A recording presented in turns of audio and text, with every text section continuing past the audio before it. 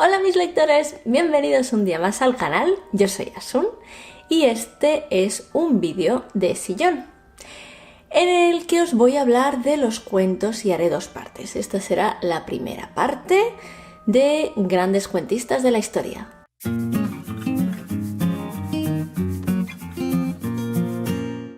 ¡Ay, que se me olvidaba! Que ahora os voy a explicar una cosita.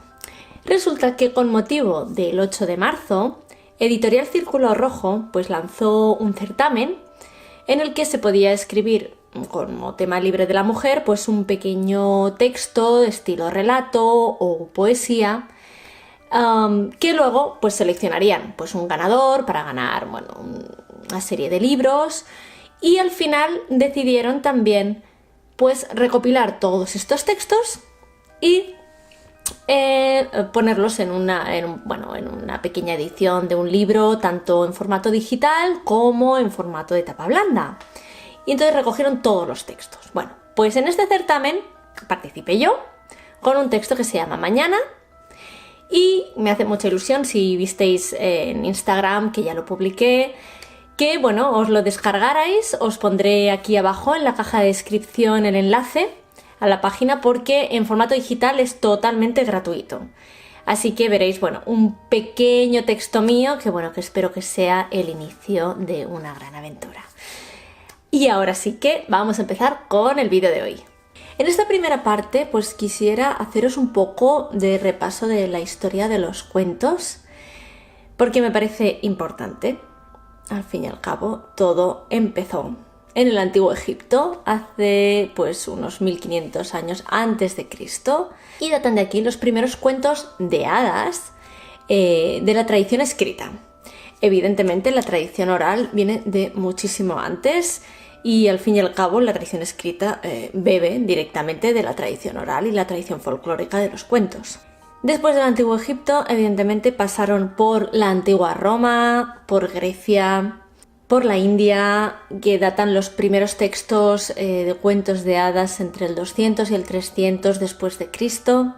Después, evidentemente, siguieron con la Edad Media, y hasta donde yo os quería hablar, que es, ya tenemos autores, porque había muchísimos en la antigüedad que eran cuentos anónimos, ya lo sabéis, con muchísimas otras obras de los que se han perdido, o simplemente no era importante saber quién era el autor, sino simplemente que se transmitieran estos cuentos tradicionales de padres a hijos y a través de las generaciones.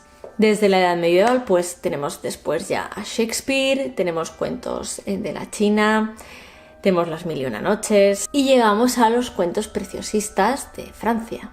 Así que clásicos podemos decir que vienen desde la antigüedad, pero realmente la denominación de cuentos de hadas viene dada a través de Madame d'Aulnoy en Francia, a través de unos contes de fées, los cuentos de hadas, que escribió en 1690. Estos cuentos de hadas, y en general los cuentos, no se escribieron para niños, siempre fueron cuentos para adultos.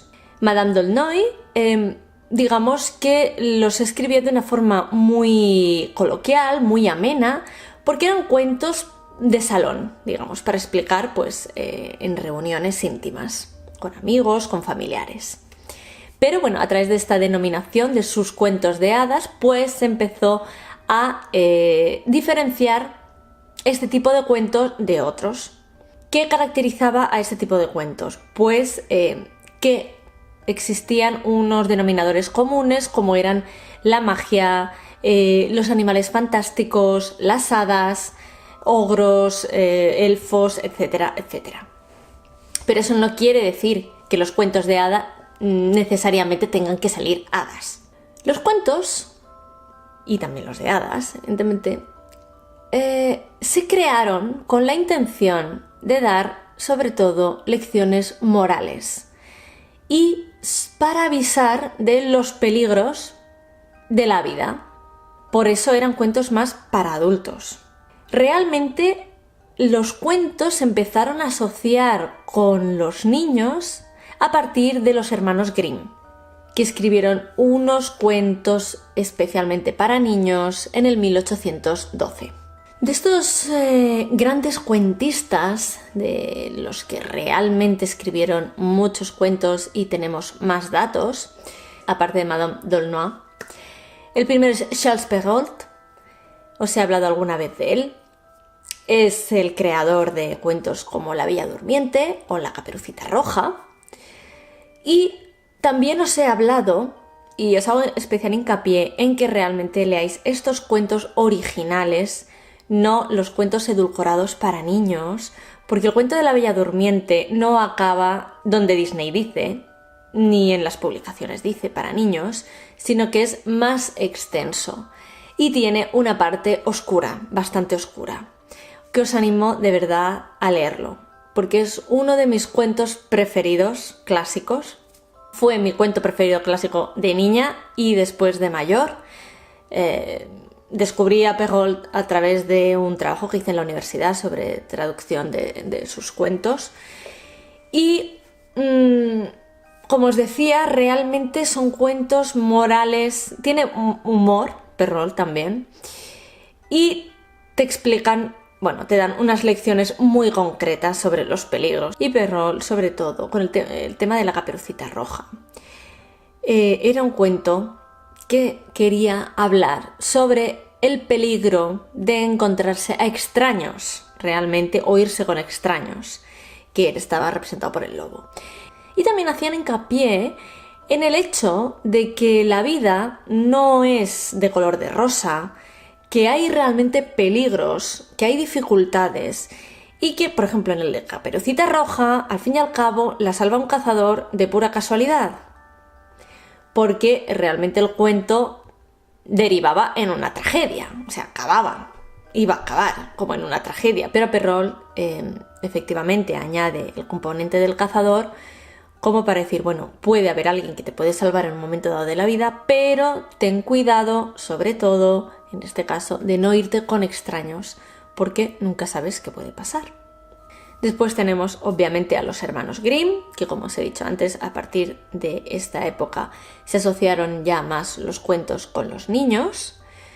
Y después tenemos otro cuentista que me gusta mucho, que es Hans Christian Andersen, que también hacía cuentos muy crudos como Las zapatillas rojas o como La vendedora de fósforos, que son cuentos además con un final trágico, pero son cuentos muy, muy realistas de situaciones que se daban.